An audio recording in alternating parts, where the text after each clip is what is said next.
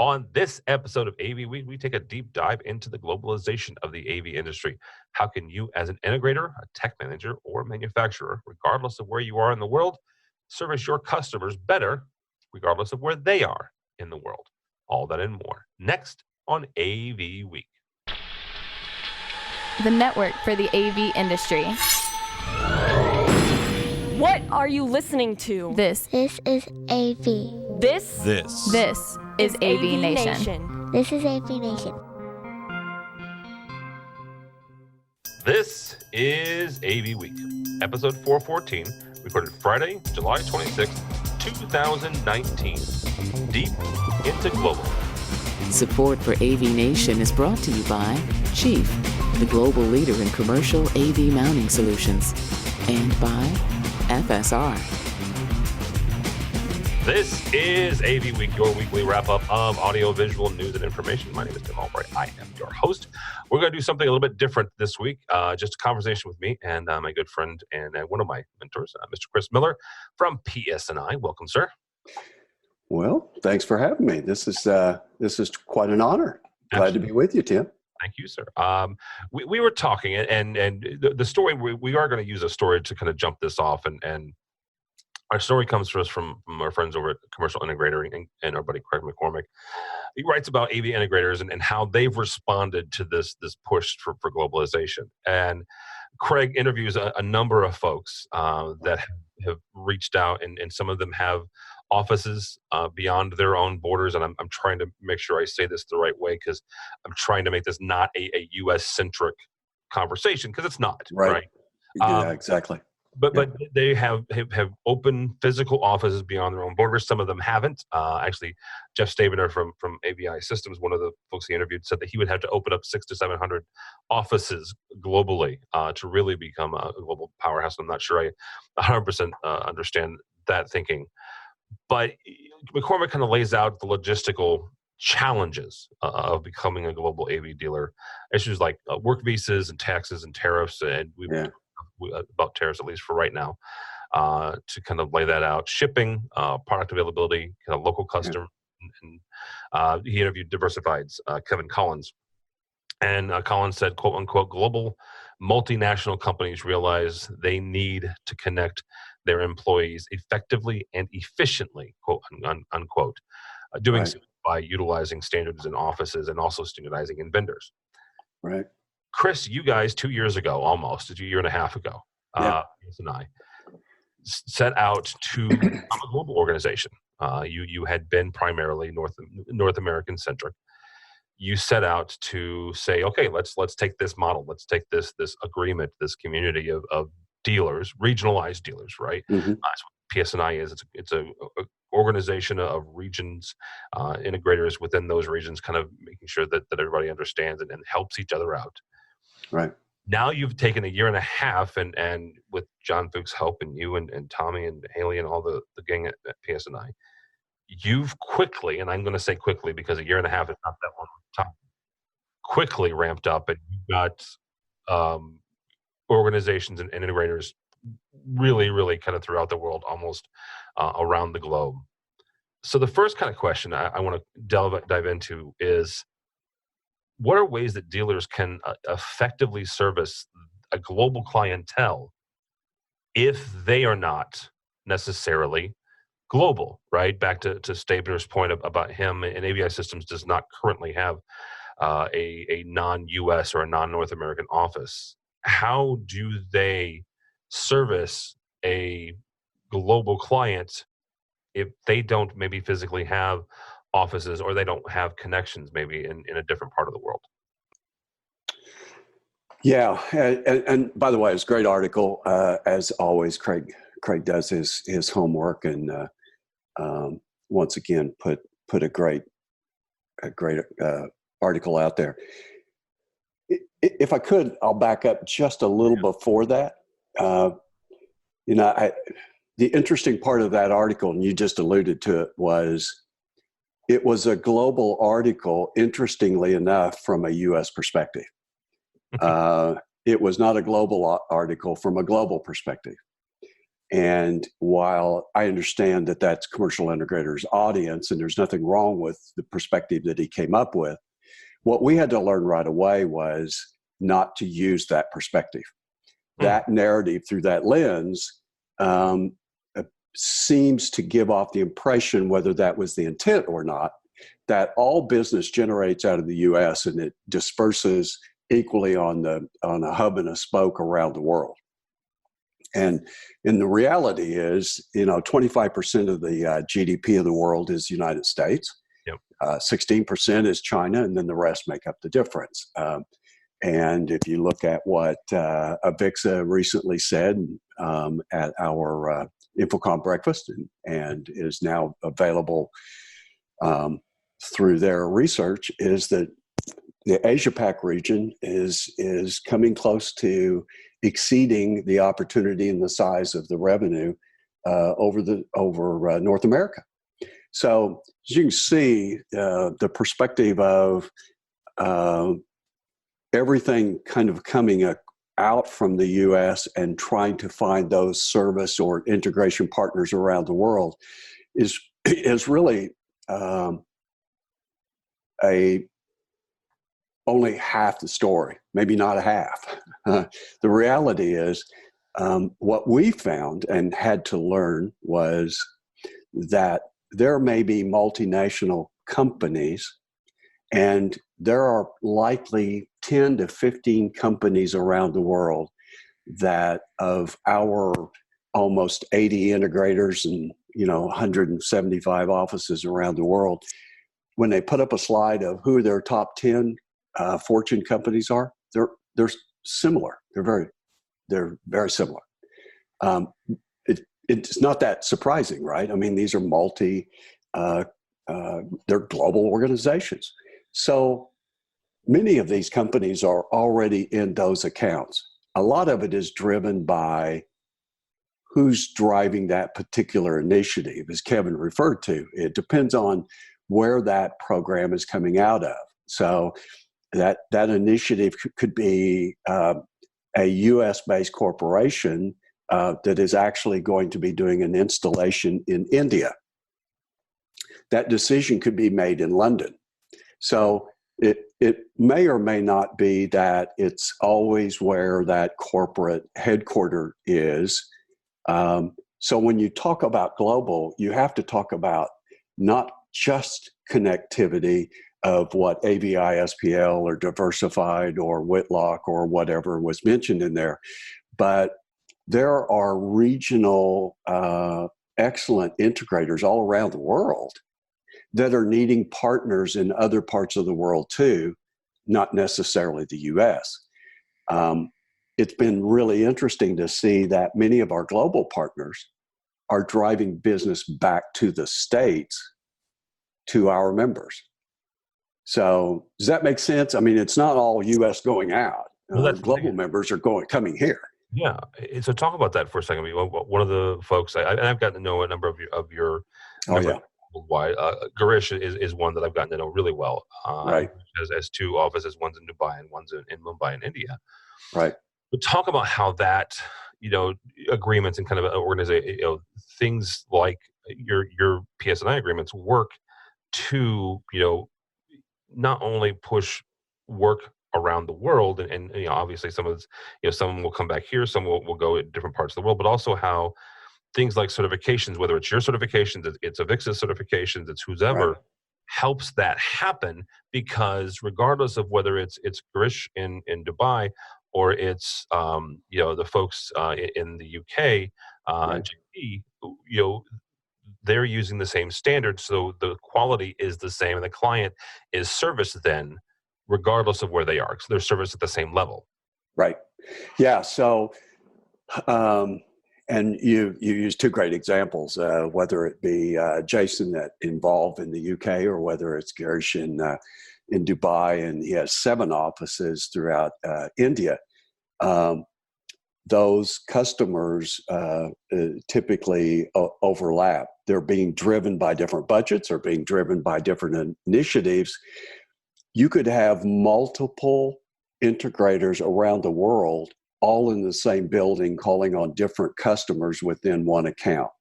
We tend to talk about Fortune accounts, but in reality, we're talking about customers within those accounts. And no one, to my knowledge, has all of the contacts and customers within an organization. No one's doing all of a Coca-Cola, for example. It would be impractical and very difficult to do. It's not offensive to any one integrator. It's just the reality of the size and scope of the works they do.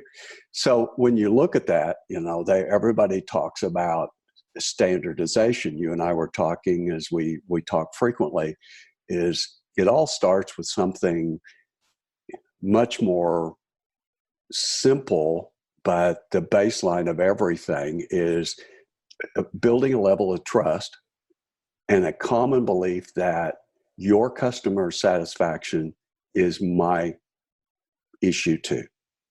Your customer is my customer for that period of time. And when you look bad, I look bad.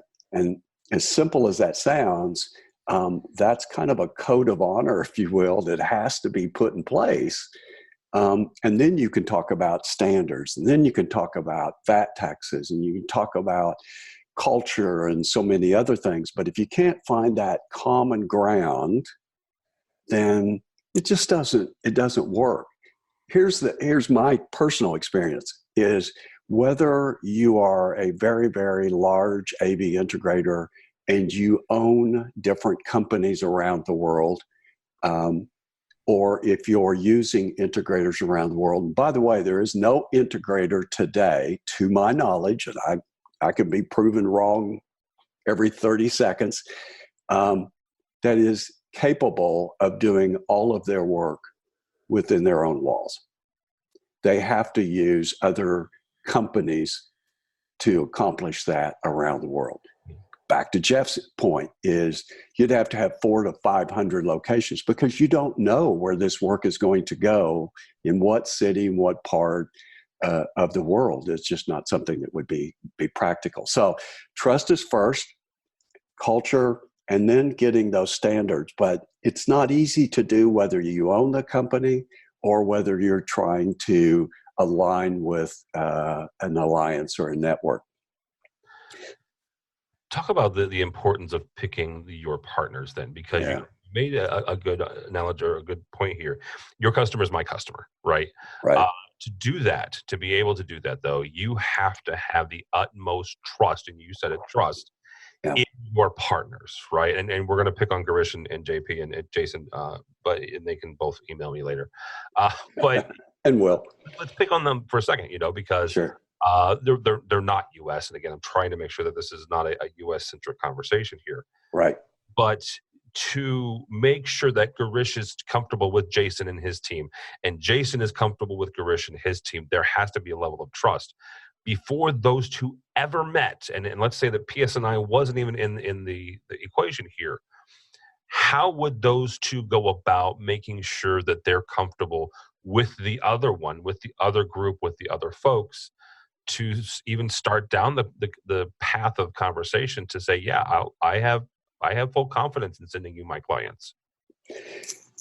Probably the same way that you see it happen every day in the States is that you can go to the AVIXA membership directory. You can call a manufacturer like a Crestron or an Extron or someone who has a global footprint, try to get a hold of their regional people and say, hey, I've got a project in so-and-so country or city. Who would you recommend that? And they always say, I really shouldn't say this and pick sides, but here would be my 3 guys that I could tell you to call. You and I had the same conversations. I shouldn't say this, but. So I would say that would be more typical than not that it would occur that way. But then, the level of risk just went way up. And the risk didn't always go up because of the quality of the work. Sometimes the risk goes up because of the priority of the work. So I'm busy, I'll help you, but the A team is real busy with our internal people. And we'll get to it when we can. The second part of that answer is that relationship probably was a one-off.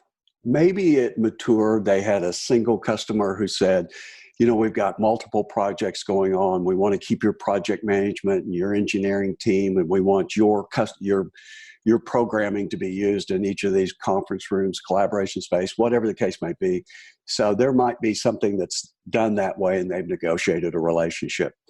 But usually on those one-offs, if there's not repeat business, there is no maturing of that relationship, and there's not a lot of sharing of data. It's usually labor only.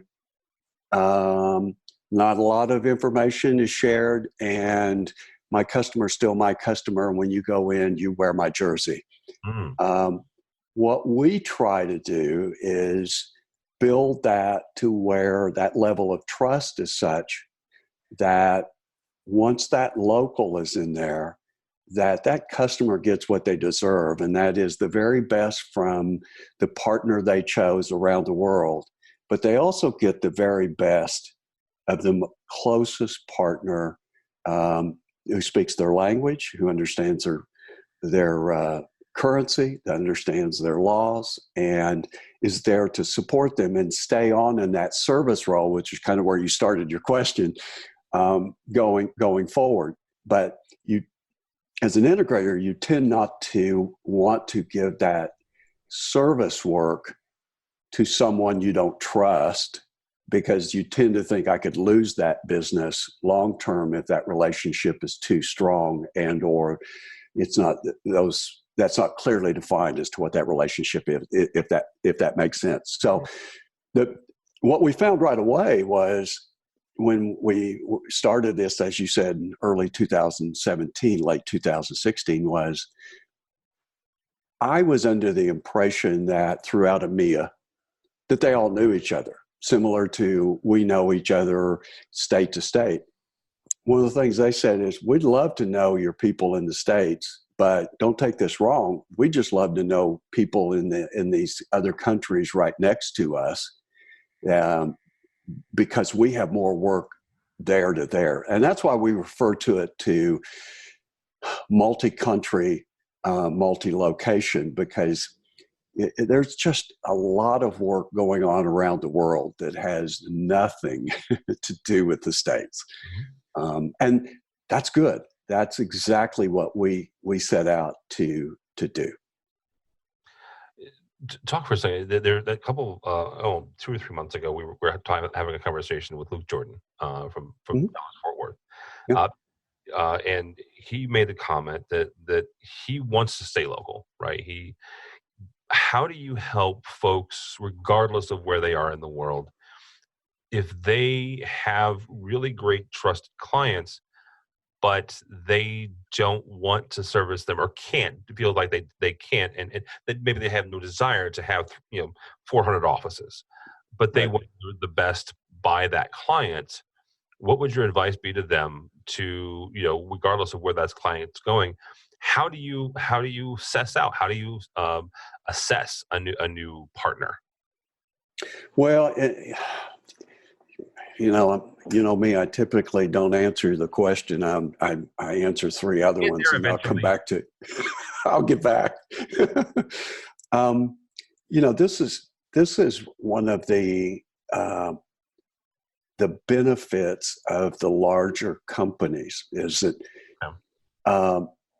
one of the challenges of the smaller integrator around the world isn't that they don't have desire, local knowledge, quality, in many cases highly trained, not everywhere, but the size, the bandwidth they have, and the financial resources they have limit how much they can do. So to the point that Craig made about the larger super integrator, the point is to start doing these larger projects. And there's a misconception that global projects means these are huge 10,000 room rollouts. that probably happens, but it's not every day. What we focus on more is country to country, helping out your very best customer, taking care of them whenever and wherever, country to country, city to city. That being the case, if someone gets one of these very, very large projects, it's going to be limited to those who have the financial capacity to take that on in addition to all of their regional or local business, or in the case of the very large ones, their book of business. So what happens, and has happened already, is for those smaller integrators in our group, since having been a part of this, we're driving them opportunities in some parts of the world bigger than they probably have the bandwidth to do. Wow.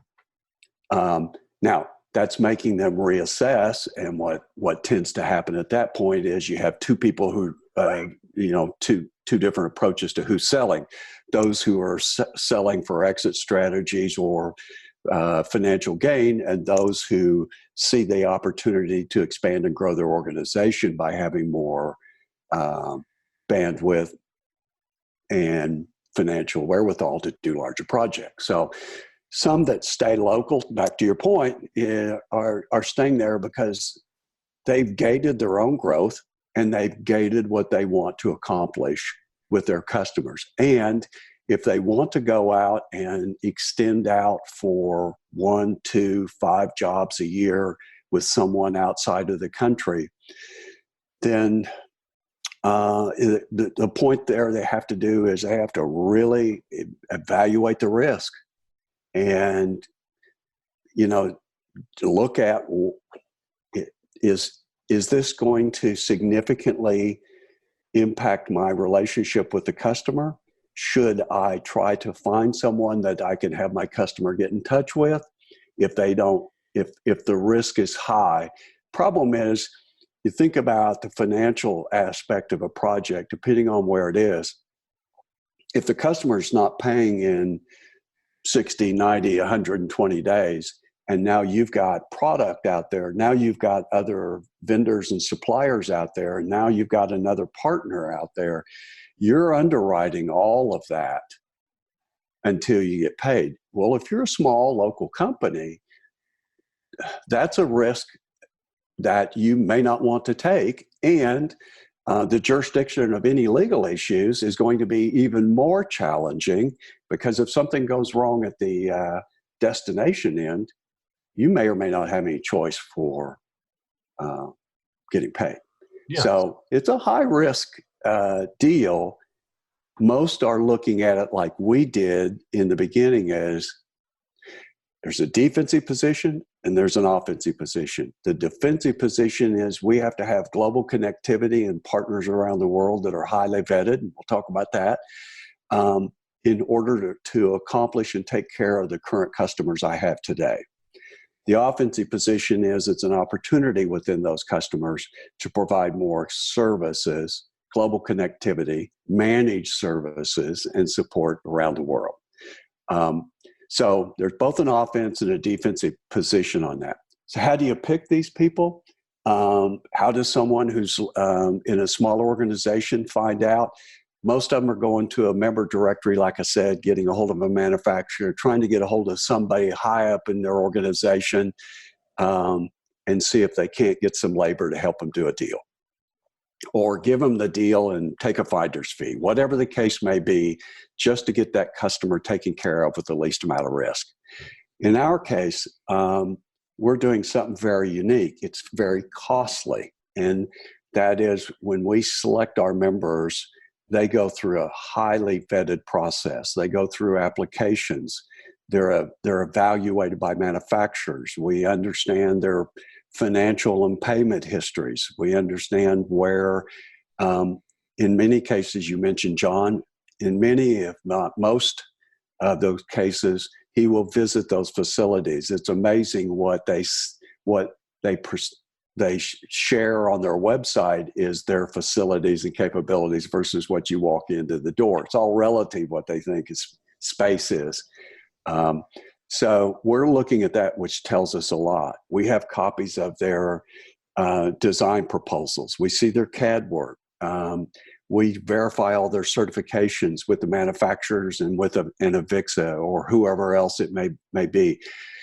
And then we look for referrals. We've got to have customer referrals. And you know, none of those, every one of those can be cheated except the site survey. Yeah. But then you just have to go on the gut and the interviews and the process. And in many cases, these people are already working with each other, and they're great to be a reference. But it's a slow building trust relationship. There's no finish line that's in close distance on this. It's an ongoing, evolving process. As we wrap up here, what would one piece of advice you give to any integrator, regardless of where they are in the world, as they're looking at their client list and going, well, this company might be expanding, or this might be, or they just got a call today, right, saying, hey, we're expanding from this country to that country, and we want you to help us out. What would be your advice to a company as they're staring at the prospects of globalization and trying to service their customers the best? Couple of things. First of all, from an internal integrator perspective, I would not suggest that all salespeople of all accounts have free rein to get on the phone and start negotiating international deals.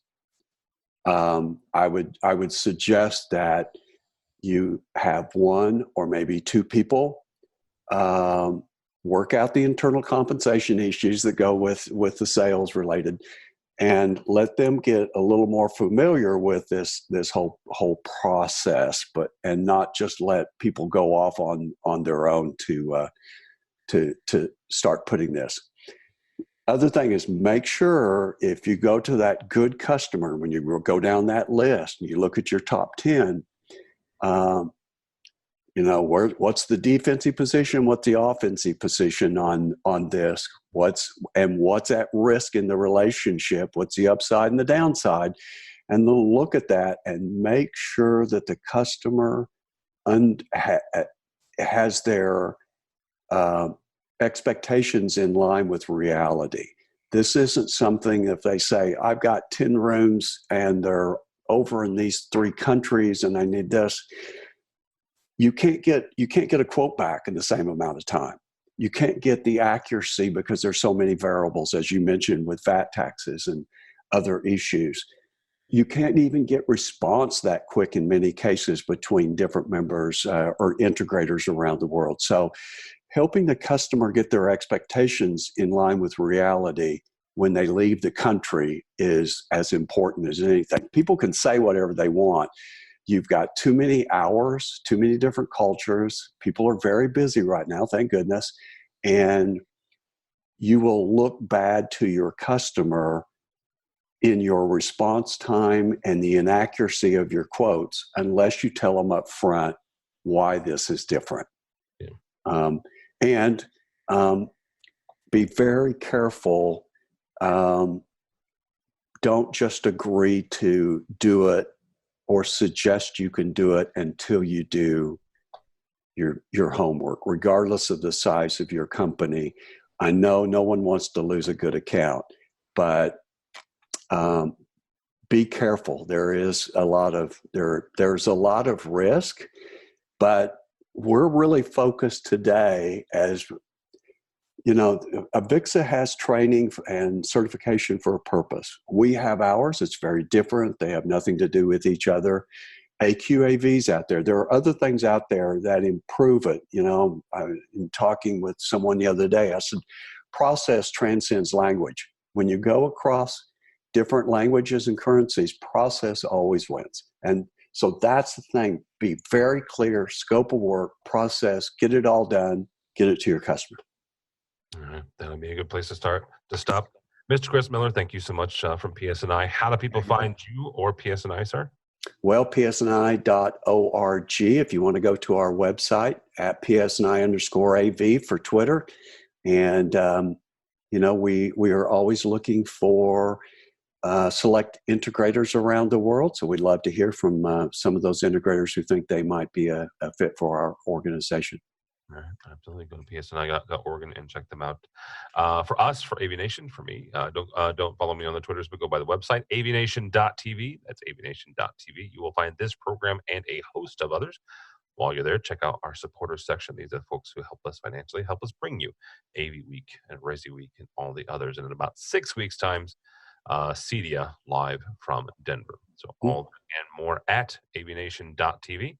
That's AVNation.tv. Thanks so much for listening. Thank you so much for watching. That's all the time we have for AV Week.